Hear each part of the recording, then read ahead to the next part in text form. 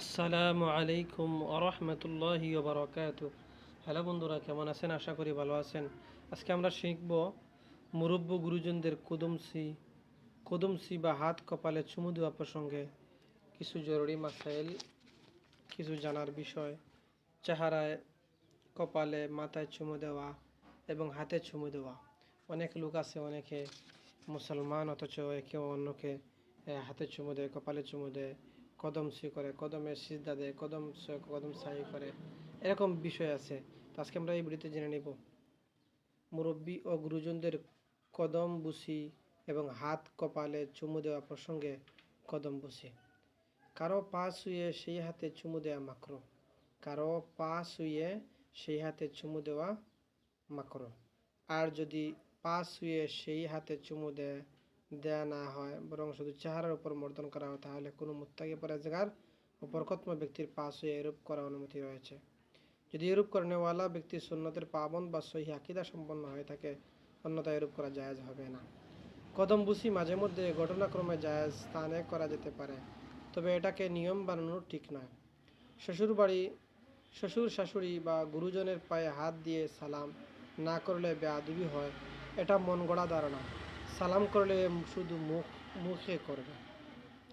আজমত সম্মানের ভিত্তিতে সরাসরি মুখ দিয়ে বুজুর্গ ও আলেম ব্যক্তির পায়ে চুমু দেওয়ার অবকাশ রয়েছে, তবে প্রয়োজনে অতিরিক্ত মাথা ঝুঁকানো জায়েজ নয় এবং এটা নিয়ম বানানোর মতো বিষয়ও নয়। তাই রসম পৃথিবীর এই যুগে এ থেকে বিরত থাকেই শ্রেয়। তাছাড়া এরূপ চুমু গ্রহণে তাকাব্বুর ও অহংকার প্রকাশ পায়।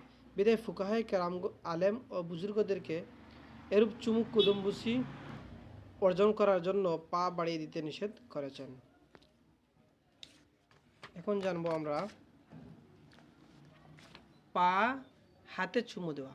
কোনো আলেমের হাতে তার ইলমের খাতিরে কিংবা কোনো ন্যায়পরায়ণ বাদশার হাতে ন্যায়পরায়ণতার খাতিরে যদি চুমু দেওয়া হয়, তবে তাতে কোনো দোষ নেই।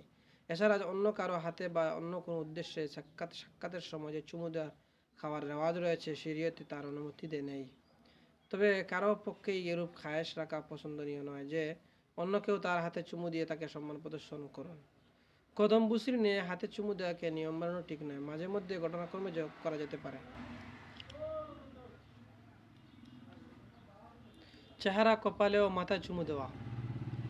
কোনো আলেম, বুজুর্গ ও পরহেজগার ব্যক্তিকে সম্মান ও আজমত স্বরূপ তার চেহারা, কপাল ও মাথায় চুমু দেওয়া জায়েজ, আর খায়াসাত বা প্রবৃত্তির তারা এরূপ করা হলে তা জায়েজ নয়।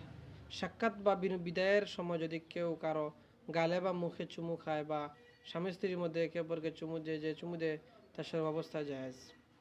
আজকে এই ভিডিওতে জানলাম আমরা যে অনেকের পা ছোঁয়া, কদমবুসি করা, শাশুড়ি শাশুড়ি কদমবুসি করা, সালাম দেওয়া, এরকম করা জায়েজ কি জায়েজ নয়। আশা করি আমরা অনেক গুরুত্বপূর্ণ একটা জিনিস জানতে পেরেছেন। ভিডিও লাইক, কমেন্ট এবং এরকম ইসলামিক ভিডিওতে আমার চ্যানেলটা সাবস্ক্রাইব করে পাশে থাকবেন। আর আমরা বন্ধুদেরকে শেয়ার করে দেখার সুযোগ করে দিন সাহাবান্যতে। দেখা হবে অন্য কোনো ভিডিওতে। সে ভালো থাকুন, সুস্থ থাকুন। আসসালামু আলাইকুম আ রহমতুল্লাহি আ বারাকাতুহু।